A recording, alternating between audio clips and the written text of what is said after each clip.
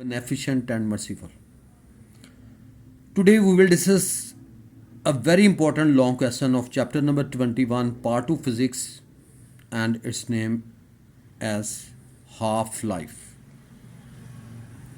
Students half life को सबसे पहले हम इसकी डेफिनेशन करते हैं the period in which the half of the atoms of radio active element decades, यानी ये वो टाइम है जिसमें आधे एटम रेडियो एक्टिव एलिमेंट के डिके हो जाते हैं, यानी उनमें रेडिएशंस निकल के वो ख़त्म हो जाते हैं।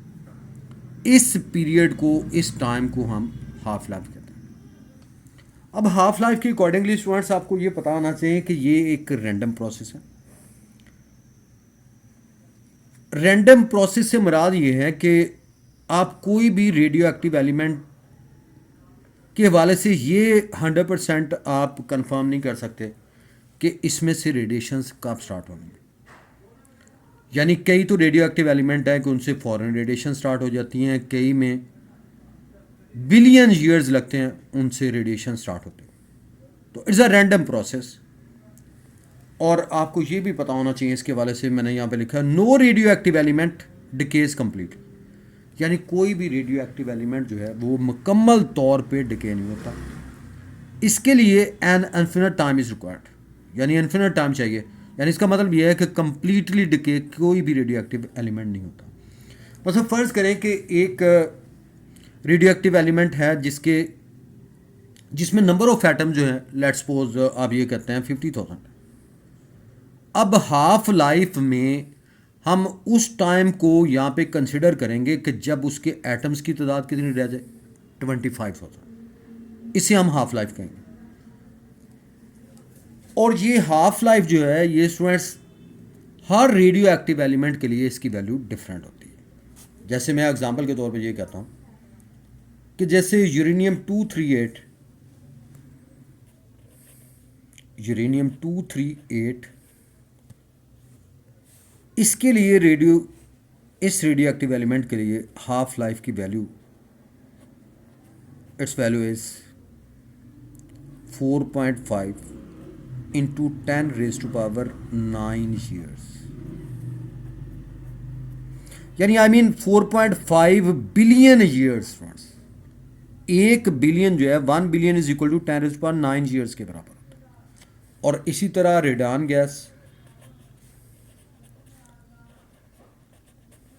गैस के लिए हाफ लाइफ की वैल्यू स्टूडेंट्स ये होती है जी 3.8 डेज।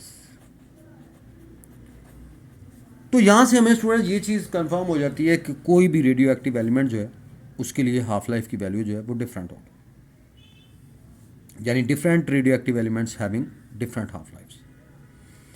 अब ये जो हाफ लाइफ है, जैसे मैंने अभी बताया कि ये रैंडम प्रोसेस है, और इसको आप इस एग्जांपल से भी रिलेट कर सकते हैं कि फ़र्ज़ करें कि एक शहर ऐसा है जिसकी आबादी 1 लाख है और उसमें से डेली 5 बंदे जो हैं वो मरते हैं। अब ये कंफर्म है कि 5 बंदे जो हैं वो मरते हैं डेली, लेकिन आप उसके बारे में ये कंफर्म नहीं कर सकते कि इनमें से कौन से बंदे जो हैं वो इस दिन मरेंगे। So it's a random process. तो आप इसको हाफ लाइफ के साथ रिलेट कर सकते हैं। तो अनप्रिडिक्टेबल यानी रैंडम प्रोसेस है, यानी रेडिएशंस कब स्टार्ट होनी है, कहीं में तो फ़ौरन हो जाती है, कहीं में मिलियन ईयर्स बिलियन ईयर्स लगते हैं उनको स्टार्ट होते हैं। तो अब हम यहाँ पे हाफ लाइफ के हवाले से मज़ीद एक फार्मूला डाइव करते हैं। यहाँ से डिके कांस्टेंट को मैं यहाँ पे डिफ़ाइन करूँगा। अब डिकेइंग एटम जो है, फ़र्ज़ करें कि एक रेडियो एक्टिव एलिमेंट है जिसमें नंबर ऑफ एटम्स कितने n है, और डिकेइंग एटम को मैं यहाँ पे ले रहा हूँ डेल्टा n, ये decaying atom.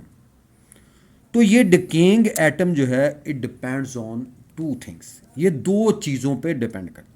Number 1, it is directly proportional to original number of atoms, यानी इसका मतलब ये हुआ कि डिकेइंग एटम जो है ये ओरिजिनल नंबर ऑफ एटम्स पे ये डिपेंड करता है। यानी अगर फ़र्ज़ करें कि ओरिजिनल नंबर ऑफ एटम्स 100 है तो हाफ लाइफ में कितने होंगे जी 50, और अगर 50 हैं तो हाफ लाइफ में कितने होंगे 25। तो यहाँ से हमें ये पता चला कि ये ओरिजिनल नंबर ऑफ एटम्स पर डिपेंड करता है। और दूसरे नंबर पे डिकेइंग एटम ये डिपेंड करता है जी ड्यूरेशन पे, टाइम पे डिपेंड करता है। यानी जितना टाइम ज़्यादा होगा डिकेइंग एटम्स उतने ही ज़्यादा। तो आप इन दोनों को अगर कंबाइन कर लें तो यहाँ से हम लिखते हैं delta N is proportion to N delta T. अब इसके साथ नेगेटिव साइन मैं अटैच कर रहा हूँ। नेगेटिव साइन इसलिए अटैच कर रहा हूँ क्योंकि number of atoms with the passage of time decrease होंगे, यानी कम हो रहे हैं। अब देखें ना 100 एटम्स अगर शुरू में है तो फर्स्ट हाफ लाइफ में 50 होंगे, देन सेकंड हाफ लाइफ में 25 होंगे। तो इस तरह नंबर ऑफ एटम्स डिक्रीज हो रहे हैं students with the passage of time. तो इसलिए इसके साथ ये डिक्रीजिंग की सेंस में मैंने इसके साथ नेगेटिव साइन अटैच किया। अब ये प्रोपोर्शनलिटी साइन को अगर आप रिमूव करें तो students you have to multiply by constant, और यहाँ पे कांस्टेंट आएगा और यहाँ पे एन डेल्टा टी लिखेंगे। अब इस कांस्टेंट ऑफ प्रोपोर्शनैलिटी जो मैंने यहाँ पे लिखा है इसे हम डिके कांस्टेंट कहते हैं और लैम्डा से ज़ाहिर करते हैं। That is the decay constant and it is noted by lambda. अब यहाँ से लैम्डा को अगर आप डिफाइन करना चाहें तो lambda will be equal to students किसके बराबर होगा, minus delta N over N delta T. अब मैं इस रिलेशन को यूँ लिख सकता हूँ students, lambda is equal to minus delta N over N divided by delta T. तो इस डिके कांस्टेंट की अब ये डेफिनेशन ये बनेगी, डिके कांस्टेंट जिसे हम लैम्डा से ज़ाहिर करते हैं। फ्रेंड्स लैम्डा जो है ये वेवलेंथ नहीं है यहाँ पे, इसे हम डिके कांस्टेंट कहते हैं। और ये डिके कांस्टेंट की डेफिनेशन क्या होगी, fraction decaying atoms per unit time, यानी फ्रैक्शन डिके एटम्स। अब देखिए ये हमारे पास स्मॉलर वैल्यू है और ये ओरिजिनल नंबर ऑफ एटम्स ये लार्जर वैल्यू है। तो यहाँ से fraction decaying atoms per unit time, आप इसकी डेफिनेशन यूँ कर सकते हैं, fraction decay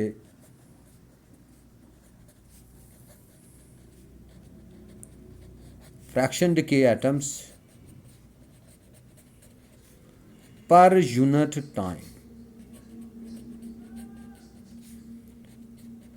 time is called decay constant. अब इसका यूनिट यहाँ से ट्रेस आउट करते हैं, एसआई यूनिट। अब फ्रेंड्स एसआई यूनिट आप इस फार्मूले से डाइव कर सकते हैं, delta N over N. Delta N number of atoms, ये भी number of atoms, I mean इसका कोई यूनिट नहीं है, divided by delta T time. तो इसलिए यहाँ पे इसका यूनिट क्या होगा, डेल्टा टी टाइम का यूनिट क्या होगा, सेकंड। सो 1 ओवर सेकंड को हम यूँ लिखते हैं एस माइनस वन। इसलिए डिके कांस्टेंट जिसे हम लैम्डा कहते हैं इसका एसआई यूनिट क्या होगा, एस माइनस वन। ये आपने याद रखना। अब S minus one M C Qs के अकॉर्डिंगली स्टूडेंट्स बताता चलूँ कि एस माइनस वन और किसका यूनिट है, यानी पर सेकंड और किसका यूनिट है। अब ये कहते हैं फ्रीक्वेंसी का यूनिट भी एस माइनस वन होता है और एंगुलर वेलोसिटी का यूनिट भी एस माइनस होता है। ये इंपॉर्टेंट एम सी क्यू आपके इन्फॉर्मेशन में होना चाहिए। अब यहाँ से हम एक और फार्मूला हाफ लाइफ के रिलेटेड हम यहाँ पे कैलकुलेट करेंगे स्टूडेंट। ये बहुत ही इंपॉर्टेंट चीज़ आपने समझनी है। मैं यहाँ पे जी फ़र्ज़ करें कि एक हमारे पास एक रेडियो एक्टिव एलिमेंट है जिसमें नंबर ऑफ़ एटम्स कितने हैं, एन नॉट। मैं इस सेंड पे लिख रहा हूँ डिके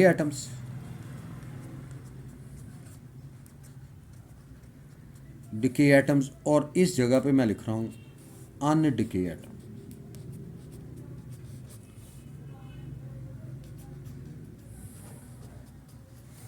ये है जी डिके एटम्स और ये है अनडिके एटम्स, और यहाँ पे मैं लिख रहा हूँ half lives.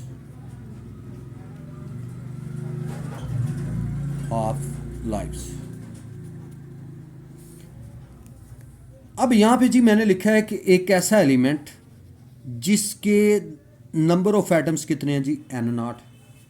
First half life में डिके एटम्स कितने होंगे स्टूडेंट्स, अभी मैंने डेफिनेशन बताया कि जिसमें एटम्स की तादाद क्या रह जाए, हाफ। तो एन नॉट का हाफ क्या होगा, N not over two. Undecay atoms कितने होंगे, एन नॉट ओवर टू। अब ये भी एन नॉट ओवर टू है, और ये भी एन नॉट ओवर टू, अगर दोनों को ऐड करें तो you get the same value, I mean N naught ही आ जाता है।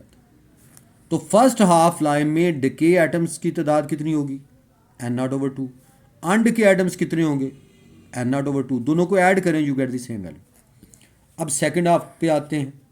Second half mean to second half life, और सेकंड हाफ लाइफ में अब इसका हाफ होना है, तो ये बनेगा जी एन नॉट ओवर फोर।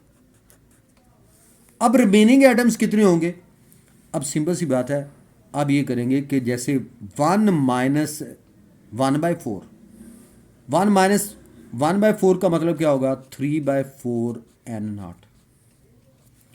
अब देखिए इन दोनों को अगेन जमा करते हैं, हम इसको टेस्ट करते हैं कि हमारी वैल्यू सही है। 3/4 N not plus N not over 4, तो 4 N not over 4 cancel out, you get the same value. तो इसका मतलब ये है कि अनडिके एटम्स की तादाद और डिके एटम्स की तादाद बिल्कुल सही लिखी आपने। अब यहाँ से नेक्स्ट में आ जाएं।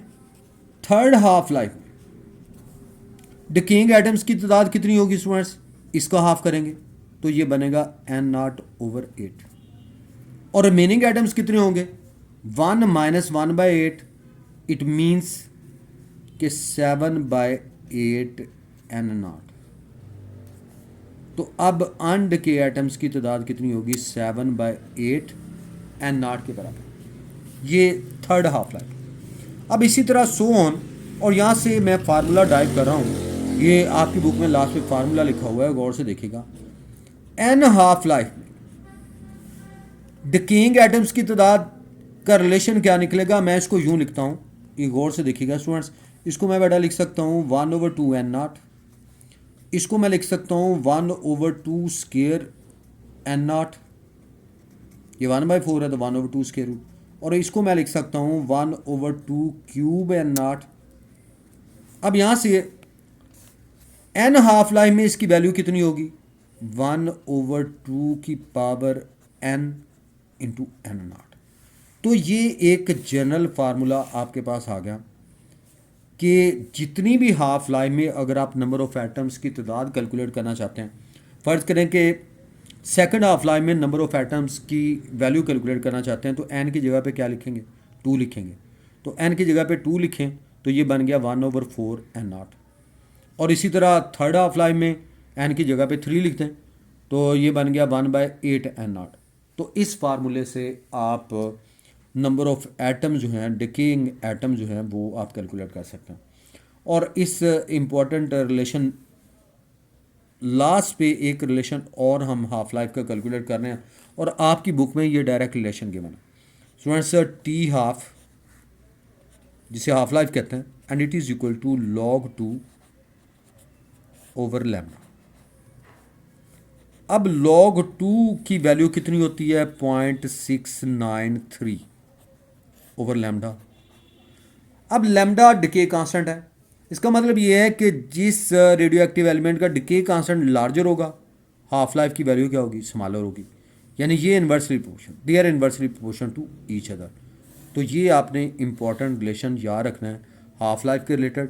T half is equal to 0.693 over lambda, and it is very important relation and it is use in numericals. तो हम इनको न्यूमेरिकल्स में इस फार्मूले को यूज़ करेंगे। और लास्ट पे आर्टिफिशियल रेडियो एक्टिविटी का जिक्र है। आर्टिफिशियल रेडियो एक्टिविटी अभी आपने पढ़ा था लास्ट लेक्चर में कि रेडियो एक्टिविटी क्या है, कि ऐसे एलिमेंट जिनके एटॉमिक नंबर 82 से ग्रेटर होते हैं, they are unstable and they emit radiation spontaneously. इससे हम नाम देते हैं जी रेडियो एक्टिविटी का या नेचुरल रेडियो एक्टिविटी। लेकिन वो एलिमेंट जिनके एटॉमिक नंबर 82 से लेस हों, उन्हें हम स्टेबल एलिमेंट्स कहते हैं। अब उनको भी आप रेडियो एक्टिव बना सकते हैं by bombardment of high energy particles. वो कौन से होते हैं, लाइक न्यूट्रॉन्स। तो जब इन्हें बम्बार्डमेंट करते हैं तो वो भी रेडियो एक्टिव एलिमेंट्स बन जाते हैं और उनसे भी रेडिएशन स्टार्ट हो जाएंगी। तो ऐसा जो प्रोसेस होगा इसे हम आर्टिफिशियल रेडियो एक्टिविटी कहते हैं, आर्टिफिशियल रेडियो एक्टिविटी का नाम देते हैं। और इन एलिमेंट्स को हम आर्टिफिशियल रेडियो एक्टिव एलिमेंट्स कहते हैं। तो स्टूडेंट्स, आप लोगों ने हाफ लाइफ के रिलेटेड ये चीज़ें अच्छे तरीके से समझनी है and it is very important long question as far as part 2 physics is concerned. Thank you for watching.